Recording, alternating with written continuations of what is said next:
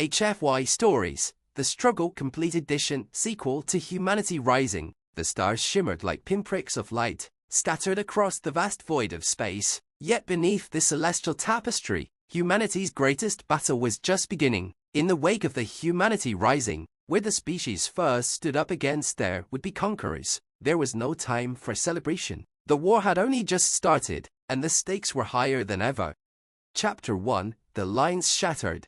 The Galactic Council had underestimated Earth's resolve. When the alien fleet first descended, they expected a quick, easy victory. What they did not anticipate was humanity's unique blend of ingenuity, unyielding spirit, and relentless will to survive. The first strike, the Humanity Rising, had been humanity's moment of defiance, a rallying cry that united Earth against the alien threat. But the struggle did not end with that victory. Far from it, the alien forces regrouped, stronger and more determined, preparing for a counteroffensive that would wipe out the human race once and for all. In the heart of the war, General Jonathan Hayes, a veteran of the first battle, looked out over the Earth's newly formed fleet, a mixture of human-made warships, repurposed alien technology, and even a few captured enemy vessels. The war had changed everything, but it had also brought humans together like never before. Now, Earth was not alone in its struggle. Allies from other star systems, those who had once turned a blind eye to humanity's plight, had begun to rally to Earth's cause.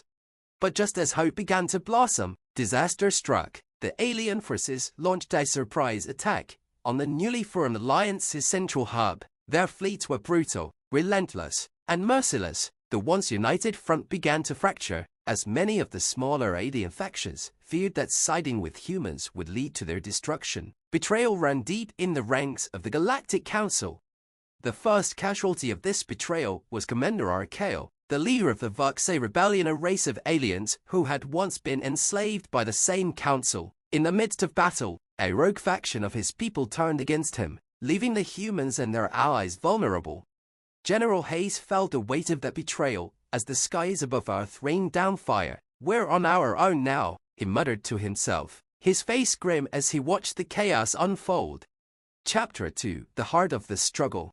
The war was no longer just a series of skirmishes. It had become a war of survival. Humanity's forces were stretched thin, fighting on multiple fronts across the galaxy. Earth's remaining allies were battered and broken, but humanity had a secret weapon: the relentless drive to protect their home and their future. In the depths of the Sol system, Earth's new fleet prepared for a mission that would tip the scales of war. It was called Operation Phoenix, an audacious plan to infiltrate the heart of the enemy's strongest stronghold and cripple their central command. The mission was led by Captain Sarah Calloway, one of humanity's finest strategists. She had been a part of the Humanity Rising team and had seen firsthand what humans were capable of. "We may be the underdogs," Calloway said, addressing her crew, "but we fight with everything we've got. That's what sets us apart. We don't give up. We don't back down. We win, or we die trying." The crew, a diverse mix of humans and former enemy soldiers who had defected to their side, nodded in silent agreement. This was not just a fight for survival. It was a fight for their place in the universe, a fight to prove that humanity had the right to exist, to thrive, and to rule their own destiny. The journey to the alien homeworld was perilous. They encountered ambushes, traps, and impossible odds at every turn. Yet, they pressed on, driven by the belief that victory was still within their grasp. For humanity, failure was not an option. Chapter 3: The Breaking Point. As the war raged on, it became clear that the alien forces had underestimated humanity's resolve. The key to their survival was not their advanced technology or overwhelming firepower, it was their adaptability. Time and time again, humans proved they could learn, adapt, and overcome in ways no other species could. But even the greatest strength of humanity had its limits. As the war continued, the pressure began to take its toll on both the soldiers and civilians. Entire colonies were wiped out in a single strike. Families were torn apart, and still, humanity refused to surrender. General Hayes stood on the bridge of Earth's flagship, staring out at the endless expanse of stars. His mind raced, trying to come up with a new plan. The enemy was too strong, too numerous. The remnants of the Galactic Council were closing in on Earth's allies. One by one, they were running out of time. Then came the breakthrough. Captain Calloway's team, in a daring raid, managed to breach the alien stronghold, planting explosives deep within their command center. In the final moments of the mission, they made a shocking discovery. The aliens had been manipulating the Galactic Council all along. They were not the superior race they appeared to be, but rather the pawns in a much larger game, controlled by an ancient, powerful force far beyond their comprehension. Chapter 4: A New Dawn. The battle for Earth was far from over, but humanity's strength had once again changed the course of the war. The discovery of the alien manipulation shattered the confidence of their enemies and provided humanity with the leverage they needed to push back. The tides began to turn as new alliances were formed, with previously neutral factions now choosing to fight alongside Earth. The alien forces, weakened by the unraveling of their own leadership, faltered. But victory came at a price. The war had taken everything from humanity, friends, family, and countless lives lost. Yet, as the final blow was struck against the alien invaders, there was a sense of pride. Humanity had fought not just for survival, but for the future of their species. They had proven that they would never be subjugated. As the last of the alien ships fled the system, General Hayes stood beside Captain Calloway. They watched as Earth's shattered skies began to clear, revealing a new hope rising on the horizon. "We've won," Calloway said softly, "but it's just the beginning." Humanity had risen once more, and though the struggle had been long, they had proven that no force in the galaxy could ever hold them down.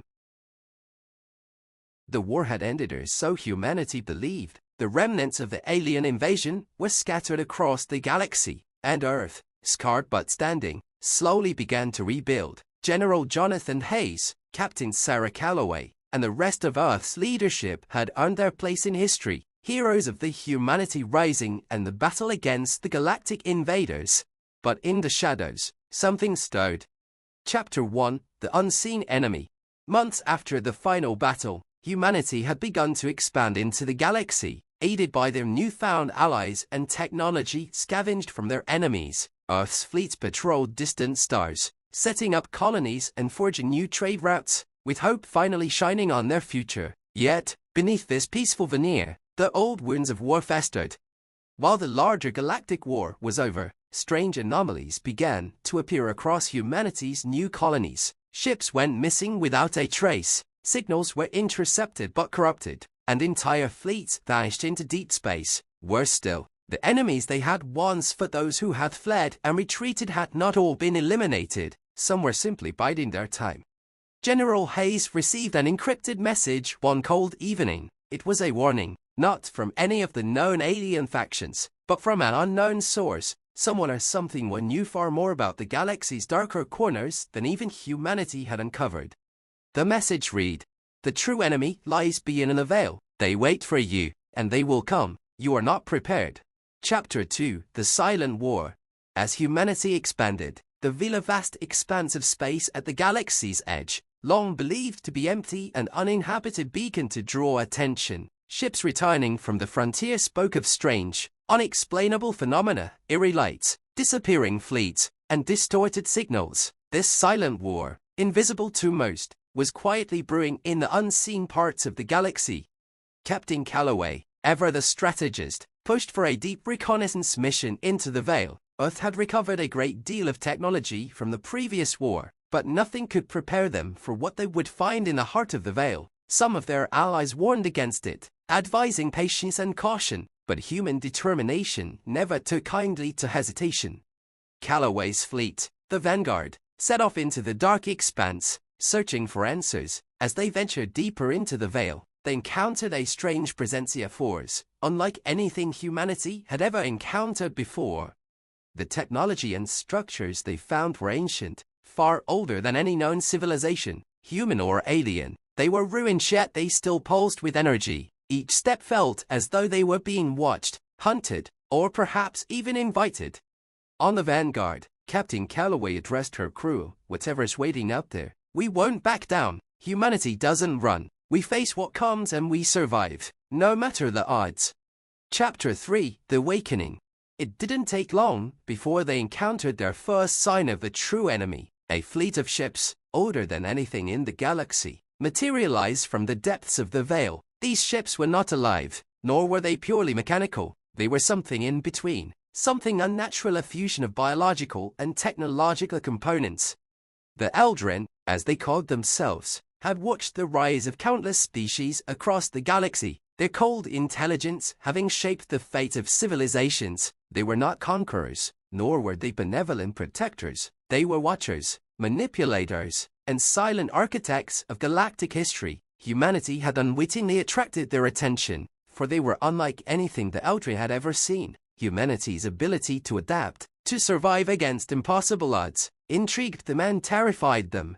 The first encounter was brief, but chilling. The Eldrin did not speak in words, but communicated in signals, frequencies, and images, a silent, almost incomprehensible form of communication. Yet their message was clear. You are a threat, a mistake. Your existence must be erased before you spread. Chapter 4: The Fracture. The Eldrin did not just fight in the conventional way. They unleashed strange biological weapons, infecting ships, altering life forms, and even changing the very environment around them. Their weaponized viruses, strange and terrifying, began to infect the very technology humanity had taken from their enemies. The battle took on new dimensions, with humans forced to adapt quickly to their new, unknowable foe. Earth's forces, though fierce and brave, could not fully comprehend the scope of this new war. The Eldrin seemed to have anticipated every move they made, as though they knew humanity's strengths and weaknesses from the inside out. General Hayes, now an aged figure but still commanding respect, stood alongside Captain Calloway. They had a new, terrifying mission: to find a way to fight back against the Eldrin, to outsmart them before their civilization was utterly wiped out. "We will survive," General Hayes muttered. "They can invade our ships, they can warp our technology, but they cannot defeat our spirit. The humans who survived the first invasion survived because we never gave up. That is our greatest weapon." But as the war raged on, the greatest battle was not against the Eldrin alone. The growing unrest among Earth's allies began to fracture their unified front. Some species, fearing the wrath of the Eldrin, turned on humanity. Others, exhausted by the constant struggle, began to question whether humanity's rise was worth the price of galactic peace. Captain Calloway, now leading the last of Earth's fleets, faced a grim reality. To win this war, humanity would have to rely on every ounce of creativity, every bit of resourcefulness, and all the courage they could muster. The struggle was far from over. Chapter 5: The Rise of the Phoenix. As humanity faced the relentless might of the Eldrin, they discovered a weapon of their own, an ancient artifact buried deep within the ruins of the alien fleet they had previously defeated. This artifact, a sentient AI, held the key to unlocking vast reserves of knowledge and power, but this power was not without consequences. The war against the Eldrin was won, but at a great cost. Earth survivors knew that peace was only temporary. There were many more dark corners of the universe left to explore, and humanity would never stop fighting for their place among the stars. With the defeat of the Eldrin, humanity had won a hard-fought victory, but the cost had been staggering. Entire fleets were lost, billions of lives sacrificed, and many of Earth's once allied species turned their backs in fear. The galactic stage was now set for a new chapter in the story of humankind, but it would not be an easy road. For, as humanity discovered, the universe was not as quiet as they once thought. Chapter 1: The Unseen Hand.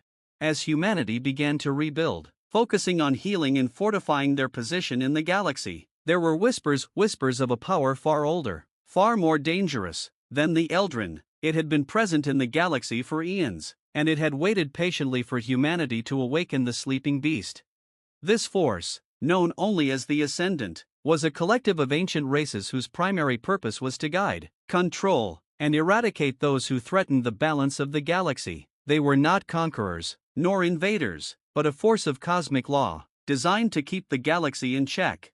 For centuries, they had watched humanity's rise from afar, and the Eldrin's interference had not gone unnoticed. But it wasn't just the Eldrin's fall that concerned the Ascendant, it was the fact that humanity had now proven itself a force of chaos and unpredictability in the galaxy. The Ascendant had made their decision. They would eliminate the threat before it could grow too powerful. Chapter 2: The Council's Betrayal. The Ascendant's emissaries arrived in the form of several powerful alien races, each one claiming to represent the will of the Greater Council. They were no longer concerned with peace, with diplomacy, or with any kind of treaty. The message was simple and brutal. Humanity has disrupted the natural order. Your existence cannot be allowed to continue. This time, however, humanity was not alone. Earth had earned the respect of several other species during the war with the Eldrin, and some of those allies had vowed to stand with Earth in the face of this new threat. Despite this, the Ascendant's power was overwhelming, an amalgamation of technologically advanced societies, whose fleets, weapons, and knowledge far outmatched anything humanity had seen before. The Alliance, once united in purpose, now began to fracture. Some of Earth's allies, fearing the wrath of the Ascendant, began to distance themselves, leaving humanity to fight alone once again. Those that remained at Earth's side knew the stakes: either humanity would be erased from the galaxy, or it would carve a new future, one that would never bow to any cosmic power. Chapter 3: The War Within. General Hayes, now a seasoned leader with decades of experience, knew that humanity's only hope lay in uniting their allies and rallying for one final stand. But within the ranks of humanity's own leadership, doubt began to creep in. Some argued that Earth's best option was to accept the terms of the Ascendant, surrender and live in peace, while giving up their right to independence. After all, what chance did a species with such limited time in the stars have against a force that had existed for millennia?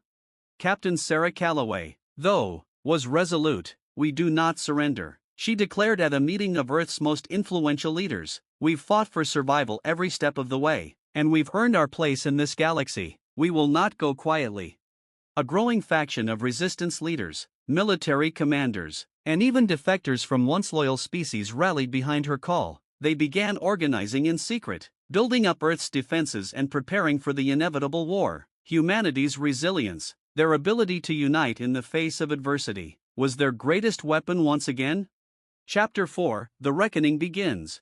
As Earth prepared for the impending war, the Ascendant made their first move. A massive fleet of warships arrived in orbit above Earth, and they didn't wait to make their presence known. Their weapons were designed to erase planets, to wipe out entire civilizations in the blink of an eye.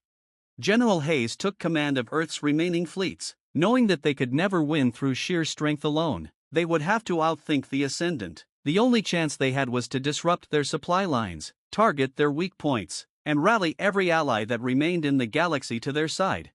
Meanwhile, Captain Calloway embarked on a high-risk mission to infiltrate the Ascendant's central command ship. The mission was one of sheer desperation, but if they could get inside, they might uncover a weakness in the Ascendant's system, a way to turn the tide in humanity's favor. But things were not as they seemed. Deep within the Ascendant's command ship, Calloway uncovered something that sent shockwaves through her mind. The Ascendant was not a collective of benevolent peacekeepers. They were a force of control, a ruthless, predatory race that harvested the energies of entire civilizations to fuel their immortality. The galaxy was their playground, and humanity was nothing more than another species to be culled. Realizing the stakes were even higher than they had imagined, Calloway sent word back to Earth, but by the time the message reached them, it was already too late. The Ascendant had launched a full-scale assault on Earth. Chapter 5: The Final Stand. As the Ascendant's fleets tore through Earth's defenses, humanity's forces mounted their last, desperate stand. The battle was nothing short of catastrophic. Humanity's forces clashed against an enemy that had lived and fought for thousands of years, against technologies they could scarcely comprehend. Yet, despite the overwhelming odds, the human spirit endured. From every corner of the galaxy, allies that had once turned away, and those who had once been enemies, began to rally to Earth's side. The Ascendant's own creations, those they had subjugated or turned into mindless servants, began to rebel, torn between loyalty to their creators and their newfound admiration for the resilience of humanity. Humanity was no longer fighting for survival, they were fighting for the future of the galaxy itself. General Hayes, now standing alongside Captain Calloway on the front lines, saw a flicker of hope in the distance. A fleet of ships ranging from human-made warships to those of their galactic allies emerged from the chaos, led by the remnants of the Vanguard.